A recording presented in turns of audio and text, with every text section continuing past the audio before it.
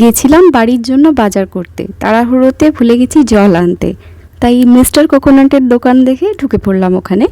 Mister কোকোনাটের নামটাও যেমন সুন্দর, এদের সমস্ত ড্রিঙ্কসগুলো খেতে খুব ভালো।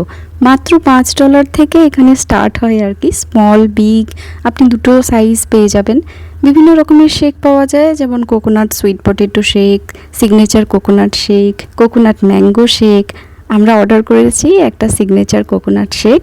বাইরে হঠাৎ করে যদি জল তেষ্টা পায় আর কাছাকাছি যদি মিস্টার কোকোনাটের দোকান থাকে, তাহলে আমার মনে হয় এখান থেকেই ড্রিঙ্কস খাওয়া ভালো, কারণ এদের এখানে সমস্ত ব্যাপারগুলোই বেশ ন্যাচারাল। অ্যাভোকাডো, স্ট্রবেরি, পিচ, বিভিন্ন রকমের ফল দিয়েও এখানে কোকোনাটের শেক তৈরি হয়, যেটা আপনি হেলদি অ্যান্ড টেস্টি হিসেবে পাবেন। চলে এসেছে আমাদের কোকোনাট মিল্ক শেক। আর এই যে বস্তা দেখেছেন আমাদের, এইটা হচ্ছে আমাদের মোটামুটি সপ্তাহখানেকের বাজার। এই বাজার করতে গেলে যদি জল আনতে ভুলে যাই তাহলে খুব কষ্ট হয়। এবারে খেয়ে দেখার পালা। এদের ড্রিঙ্কস ডেফিনেটলি খুব ভালো হয়। প্রচণ্ড ঠান্ডা থাকায় আমার দাঁতটা একেবারে শিরশির করে গেছে, কিন্তু টেস্ট হিসেবে বলতে গেলে মারাত্মক। খুব হালকা মিষ্টি আর কোকোনাটে একদম ঠাসা, আর ন্যাচারাল ইনগ্রিডিয়েন্টস থাকে বলে বাচ্চা থেকে বুড়ো সবাই এটা এনজয় করতে পারবে। আর কোকোনাট শেক খেতে খেতে আপনাদের সঙ্গে একটা ছোট্ট জিনিস শেয়ার করছি। গত সপ্তাহে আমরা গিয়েছিলাম ভিয়েতনামের একটা ছোট্ট দ্বীপ ফু কুয়োকে আমার হাজবেন্ডের কাজের সূত্রে, কিন্তু আমার জন্য সেটা ছিল একদম হলিডে।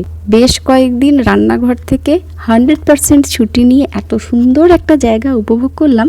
ভিলার ব্যালকনি থেকে খোলা সমুদ্র দেখা থেকে শুরু করে ওয়ার্ল্ডের লংগেস্ট কেবল কার, অসম্ভব সাজানো গোছানো রাস্তাঘাট, কেবল কার থেকে সমুদ্রের অপরূপ সৌন্দর্য দেখা, ফুকুওকের বিখ্যাত কিস ব্রিজের ওপর থেকে সূর্যাস্ত দেখা, আর তার সাথে সমুদ্রের গর্জন শোনা। শুধু তাই নয়, এই ব্রিজের উপরেই তৈরি রেস্টুরেন্টে ডিনার করা, আরও কত কি। আর এইরকম দৃশ্য দেখলে তো মন বারবার বলবে, আহা কি দেখিলাম, জন্মান্তরেও ভুলিব না।